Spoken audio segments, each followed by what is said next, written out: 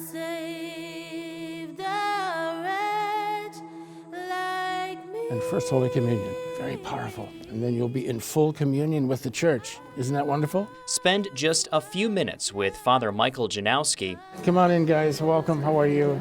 and you'll quickly learn Hello, everybody. How are you? It's good to see you. he simply loves being a Catholic priest. I found myself in seminary at the age of 40.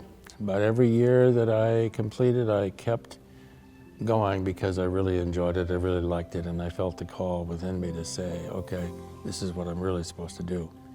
And at the age of 44, I was ordained for this diocese. He's now been a priest for the better part of 20 years and currently oversees 4 parishes between Wexford and Missaukee counties, the largest being St. Anne's in Cadillac. It's been a rich gift for me. Has it always been easy? No. Been a lot of challenges over the years, especially when you become a pastor.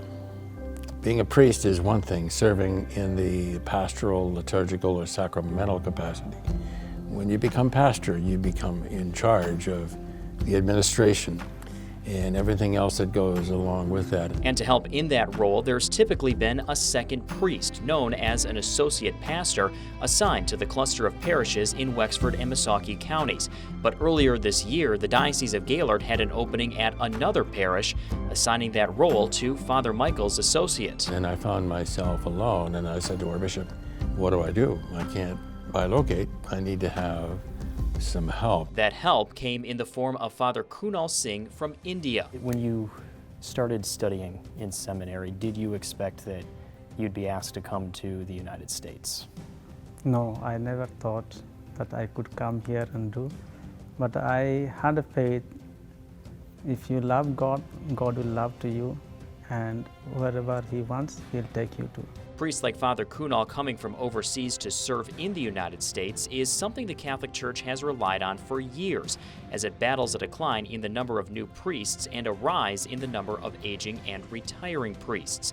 It also used to be a fairly straightforward process, but recent rule changes at the federal level have slowed the processing of paperwork for religious visas. Karina Bach is the Director of Human Resources for the Diocese of Gaylord. They can stay for 30 months and then we can apply for another 30 months for a maximum of 5 years, 60 months. And then they do have to go back for 1 year. And if we are able to request them again, they have to go through the process of reapplying for an R1 visa. So it's another 6 to 8 months for that process to happen. The big change is applying for citizenship.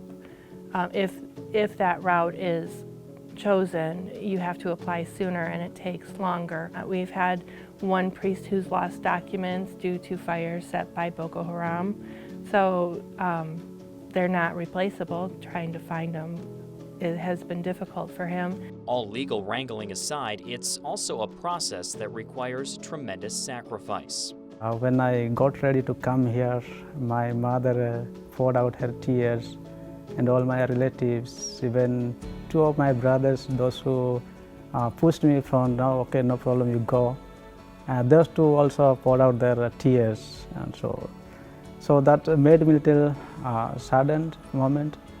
But priests are not for home; they are for God and God's people. Something that's not lost on Gaylord Bishop Jeffrey Walsh. There's just a lot of moving parts, part of the immigration issues.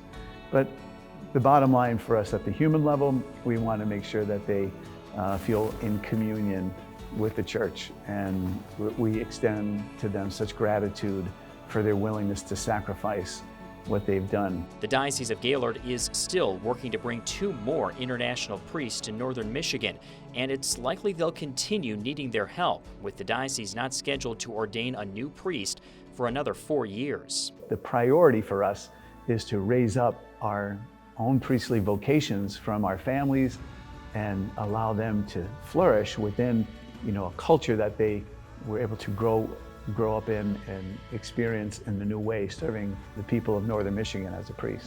As the diocese waits on additional international priests to arrive and crosses hurdles in that process, priests like Father Michael and Father Kunal will keep doing their jobs. Because in this line of work, part of the problem solving is often left to a higher power. I enjoy most celebrating the Mass. That is the greatest moment that every priest should enjoy, and I enjoy a lot. That is the time, personally, I share all my sadness or happiness, my blessings, all I share on that altar. Even beyond being a pastor or taking care of schools and parishes and administering, the greatest thing I think we can do is to celebrate Mass for them, bring them the sacraments, bring them the very presence of Jesus himself. That's the most important thing we can do. And everything else comes second or third or fourth after that.